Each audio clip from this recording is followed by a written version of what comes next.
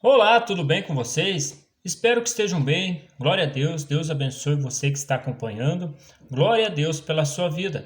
Novamente estou aqui para estar lendo mais dois capítulos da palavra. Hoje, na verdade, eu queria ler três capítulos, que são capítulos mais curtos.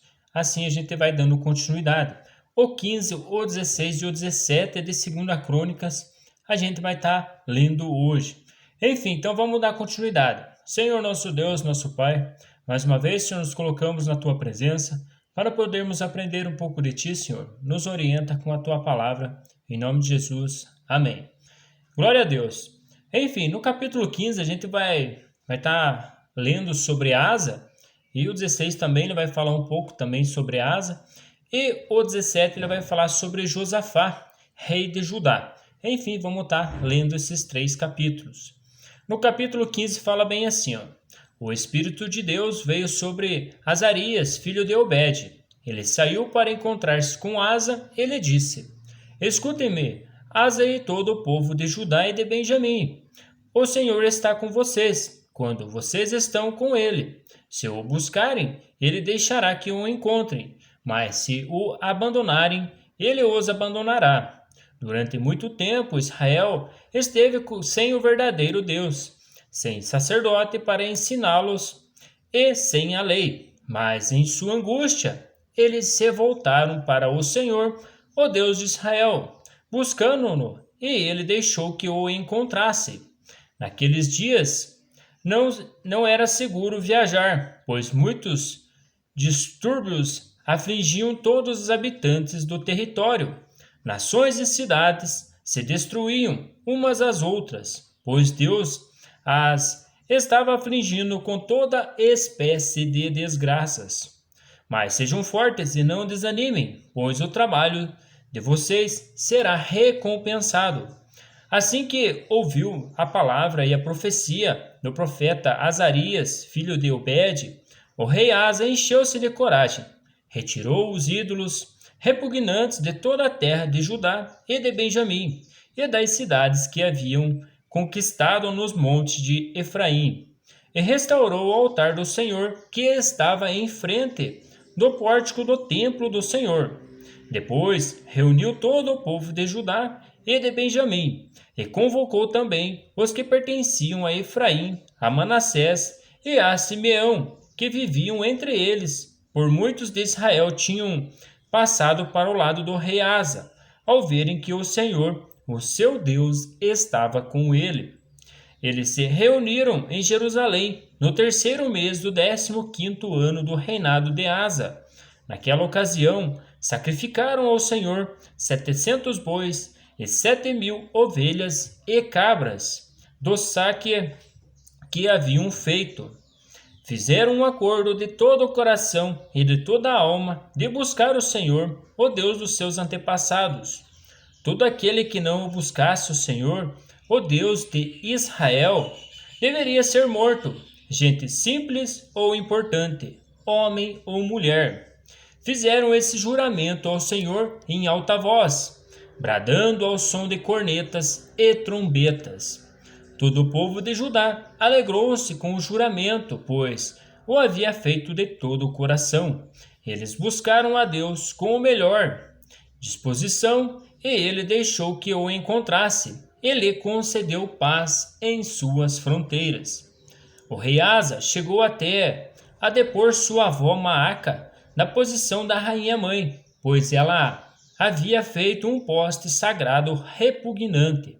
Asa derrubou o poste, despedaçou e o queimou no vale do Cedron. Embora os altares idólatras não tivessem sido eliminados de Israel, o coração de Asa foi totalmente dedicado ao Senhor durante toda a sua vida. Ele trouxe para o templo de Deus a prata, o ouro e os utensílios que ele e seu pai haviam consagrado. E não houve mais nenhuma guerra até o 35º ano do seu reinado.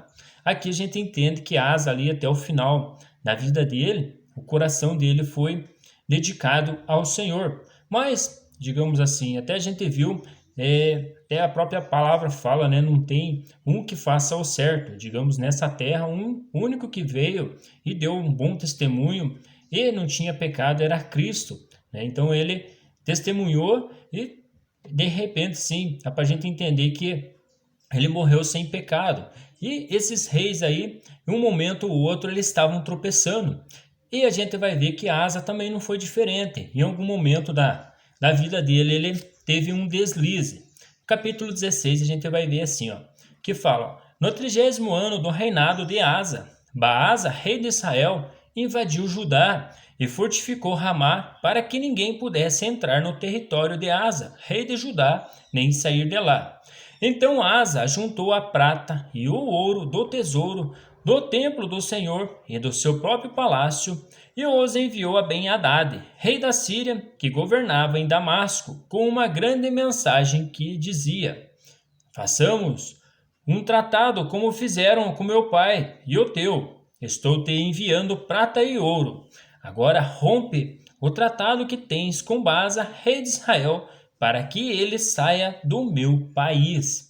Enfim, antes Asa, ele tinha buscado o Senhor numa peleja ali, e o Senhor tinha respondido e tinha dado vitória. Mas agora a gente entende ali que ele já não buscou o Senhor de primeira mão e se pegou e acabou comprando com ouro e prata o Ben-Hadad ali para que fizesse um acordo com ele.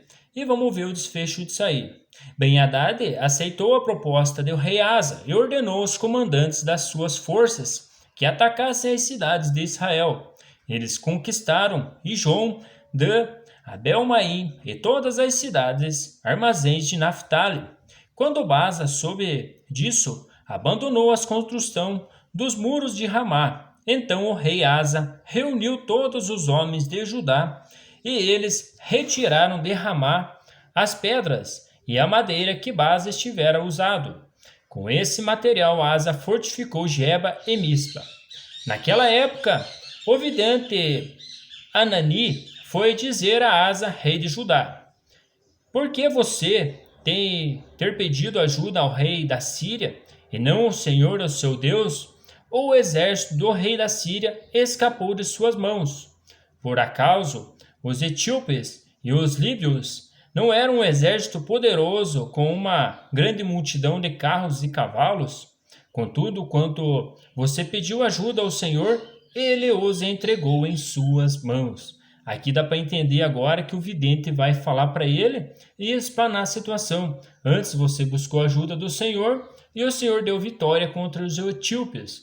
E agora que você não buscou o Senhor, aí a Síria aí vai estar, digamos, fugiu da mão dele, como a gente viu ali. Pois os olhos do Senhor estão atentos sobre a terra para fortalecer aqueles que lhe dedicam totalmente o coração. Nisso você cometeu uma loucura. De agora em diante, terá que enfrentar guerras.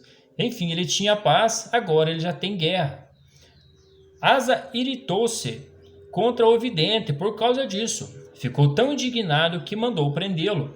Nesta época, Asa oprimiu brutalmente alguns do povo. Enfim, dá para a gente ver que Asa teve um deslize aí. Os demais acontecimentos do reinado de Asa, do início ao fim, estão escritos nos registros históricos dos reis de Judá e de Israel. No 39º ano do seu reinado, Asa foi atacado por uma doença nos pés. Embora sua doença fosse grave, não buscou a ajuda do Senhor, mas só dos médicos. Então, no 41º ano do seu reinado, Asa morreu e descansou com os seus antepassados. Sepultaram-no no túmulo que ele havia mandado cavar para si na cidade de Davi. Deitaram-no num leito coberto de especiarias e de vários perfumes e de fina mistura, e fizeram uma imensa fogueira em sua honra, né? Enfim, aí termina o reinado de Asa, né? Enfim, a gente é propício ao erro, né? Mas enfim, com a graça e misericórdia de Cristo hoje, a gente pode se redimir e pode se chegar a Deus, né? Humildemente, que o Senhor nos perdoa e nos retrata. Enfim, aqui a gente vê que no final ali, ele não buscou o Senhor por causa de uma doença que ele teve. Se tivesse buscado o Senhor, provavelmente curaria ele. Enfim, no capítulo 17. Josafá, filho de Asa, foi o seu sucessor e fortaleceu-se contra Israel. Posicionou tropas em todas as cidades fortificadas de Judá e pôs guarnições em Judá e nas cidades de Efraim, que seu pai Asa tinha conquistado. O Senhor esteve com Josafá, porque em seus primeiros anos ele andou nos caminhos que seu predecessor Davi tinha seguido. Não consultou os Baalins, mas buscou o Deus de seu pai e obedeceu seus mandamentos e não imitou as práticas de Israel. O Senhor firmou o reino de Josafá e todo o Judá lhe trazia presentes, de madeira que teve grandes riquezas e honra.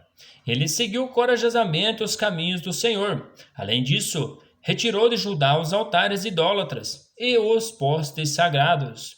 No terceiro ano do seu reinado, ele enviou seus oficiais Beniai, Obadias, Zacarias, Natanael e Micaías para ensinarem nas cidades de Judá. Com eles foram os levitas, Semaias, Netanias, Zebadias, Azael, Semiramote, Jonatas, Adonias, Tobias, Tobe-Adonias e os sacerdotes Elisama e Jeorão. Eles percorreram todas as cidades do reino de Judá, levando consigo o livro da lei do Senhor e ensinando o povo. O temor do Senhor caiu sobre todos os reinos ao redor de Judá, de forma que não entraram em guerra contra Josafá. Alguns filisteus levaram presentes a Josafá, além da prata que lhe deram como tributo, e os árabes levaram-lhes rebanhos, 7.700 carneiros e 7.700 bodes. Josafá tornou-se cada vez mais poderoso, construiu fortalezas e cidades, armazéns em Judá, onde guardava enorme quantidade de suprimentos. Também mantinha em Jerusalém homens de combate experientes.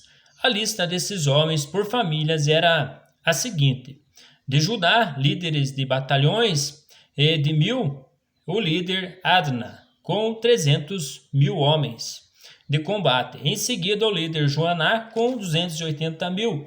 Depois, Amazias, filho de Zicre, que se apresentou voluntariamente para o serviço do Senhor, com 200.000. De Benjamim, Eliada, um guerreiro valente com 200.000 homens, armados com arcos e escudos. Josabade, com 180.000 homens armados para a batalha. Esses eram os homens que serviam ao rei, além dos que estavam posicionados nas cidades fortificadas em todo o Judá. Enfim, eram esses 3 capítulos a leitura de hoje. Espero que estejam acompanhando e vamos prosseguindo junto. Deus está nos dando ânimo e vamos prosseguindo as nossas leituras. Um grande abraço, fiquem com Deus e até as próximas. Até mais!